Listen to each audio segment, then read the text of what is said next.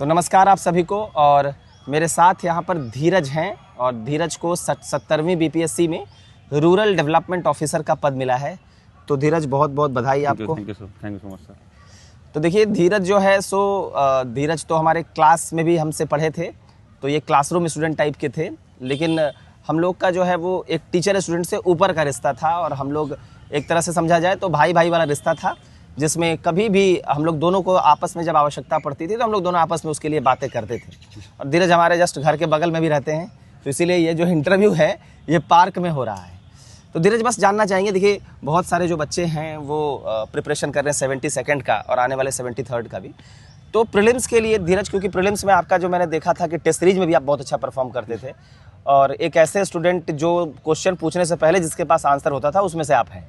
ठीक है, ये मेरा अनुभव है और कल हम इस बारे में चर्चा भी कर रहे थे। तो क्या 72nd के लिए प्रीलिम्स के लिए क्या स्ट्रेटेजी अपनाया जाए? सर एक तो सबसे पहले मैं बोलना चाहूँगा कि पहले बहुत बहुत धन्यवाद इसके लिए कि आप थोड़ा सा तेज बोलना पड़ेगा लेकिन आपको। ठीक है सर, बहुत बहुत धन्यवाद सर इसके हाँ, लिए हाँ। कि आप मुझे यहाँ बुलाए सर और साथ बात कर रहे हैं। और सर जहाँ तक मैं प्रीलिम्स की बात करूँ, जो मैंने सीखा 70 बीपीएससी के थ्रू कि ज़्यादातर आपका फोकस कोर्स सब्जेक्ट्स पे होना चाहिए, जैसे हिस्ट्री हो गया, साइंस हो गया या फिर करंट अफेयर्स हो गया। और मैंने करंट अफेयर्स के लिए शुरू से ही मतलब आपका जो एक मैं मानता हूँ कि करंट अफेयर्स के लिए रेगुलर क्लासेस करना बहुत ज़रूरी है और एक कोई भी particular magazine, monthly magazine follow करना बहुत ज़रूरी है। जिस समय मैं आपसे जुड़ा हुआ था उस समय के उस मैगजीन को मैं फॉलो करता था और करंट अफेयर्स के क्लासेस को रेगुलर देखता था, जिसकी वजह से एक रिदम बना रहता है कि आप कंसिस्टेंट रहते हैं पढ़ाई को लेकर के और बहुत ही आसान हो जाता है।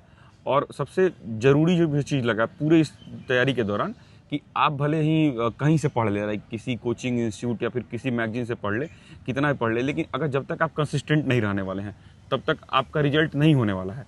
क्योंकि क्लासेज जब आप शुरू करते हैं तो आपको दिखता होगा 4000 5000 लोग क्लास ज्वाइन कर रहा है, लेकिन अगले दिन 3000 लोग हो जाता है, अगर उसके अगले दिन 2000 हो जाता है, फिर अंततः जब हम क्लास जब खत्म कर रहे होते हैं तो पता चलता है कि 100 ही लोग बचा है। तो दिखाता है कि बहुत ज़्यादा लोग नहीं है कंपटीशन में। इसकी वजह से मुझे लगता है कि मुझे आसानी हुआ कि मैं लास्ट तक डटा रहा और सफलता के इतने करीब पहुंच पाया या फिर सफलता को पाने में काबिल बन पाया।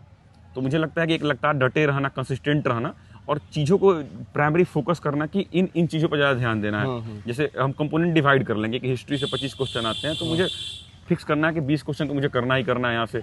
करंट अफेयर्स से अगर 40 क्वेश्चन आते हैं तो मुझे फिक्स करना है कि 30-35 क्वेश्चन तो यहाँ से अटेम्प्ट करना है। तो उसके लिए मेन मैटर यही करता है कि अंत तक बने रहना है। बिल्कुल बिल्कुल।